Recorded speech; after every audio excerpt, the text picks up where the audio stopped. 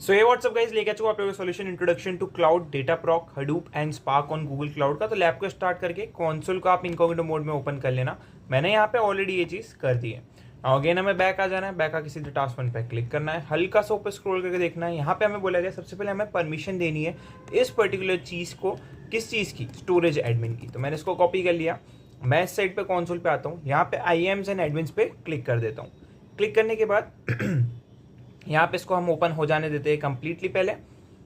सो या वेट करते हैं इसके ओपन होने का। तो यहाँ पे लोड हो रहा है, इसको हो जाने दो यार कंप्लीटली। थोड़ा सा स्लो चल रहा है, I don't know why, but थोड़ा सा हमें वेट करना पड़ेगा। ठीक है, यहाँ पे ओपन हो चुका है। यहाँ पे आप इसको पेस्ट करेंगे कुछ इस तरीके से एंड एंटर दबा देंगे। राइट, यहाँ पे आपको दिख रहा होगा एडिटर का रोल, इस पर मैं क्लिक करूँगा। एंड क्लिक करने के बाद यहाँ पे जो है आई थिंक हमें न्यू रोल क्रिएट करना है या ओके गॉट इट। यहाँ पे आपको जो है साइड में एक पेंसिल वाला आइकन दिख रहा होगा, उस पर आपको क्लिक कर देना है। क्लिक करने के बाद यहाँ पे आपको जो है ऐड अनदर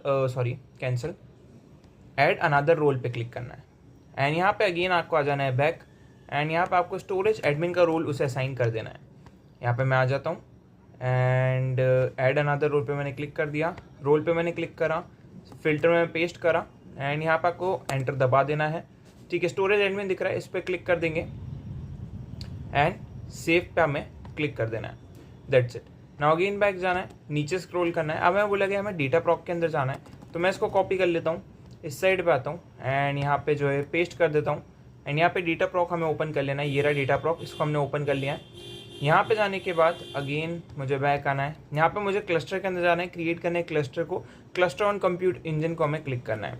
नेम देंगे हम क्यू लैब। तो मैंने इसको कॉपी कर लिया, इस साइड पे आया, कैंसिल करता हूँ एंड यहाँ पे हमें क्लस्टर पे चले जाना है। क्लस्टर पे मैंने क्लिक कर दिया एंड यहाँ पे हम क्लस्टर क्रिएट कर देंगे। सो यहाँ पे मैंने क्रिएट क्लस्टर पे क्लिक कर दिया, क्रिएट क्लस्टर पे क्लिक करा। ठीक है, एंड या इसको हमें ओपन हो जाने देना है। इसको मैं कंट्रोल V कर दूंगा। ठीक है, नेम मैंने चेंज कर दिया है। रीजन मुझे दिया गया US West 1 और US West 1C। आपको जो दिया है आप उसे वहाँ पे सेलेक्ट करेंगे।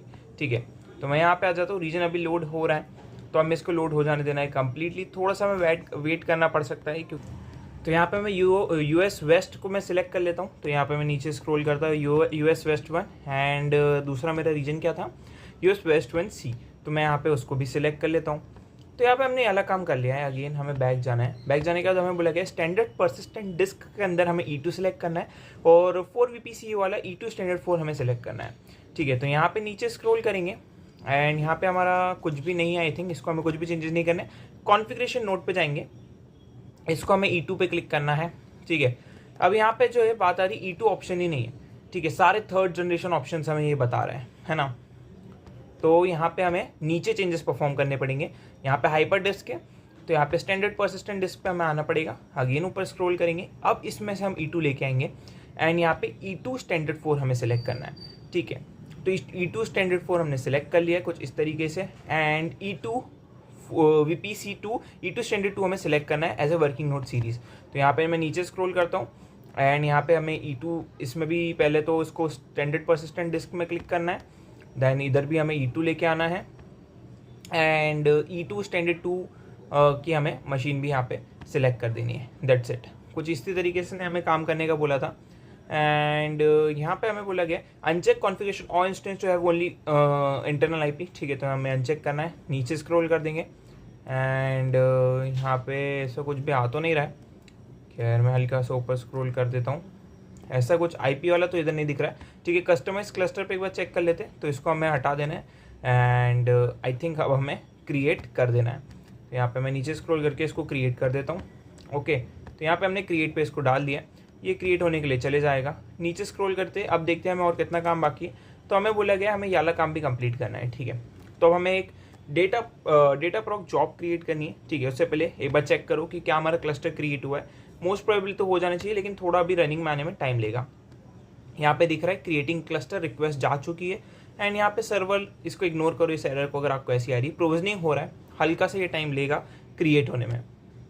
राइट, तब तक हम चेक कर लेते हैं कि क्या हमें जॉब की रिक्वायरमेंट पड़ेगी क्या। तो हाँ जी, स्पार्क जॉब जो हमने क्रिएट करी है, क्लस्टर हमारे को ज़रूरत पड़ेगी इस जॉब को क्रिएट करने के लिए।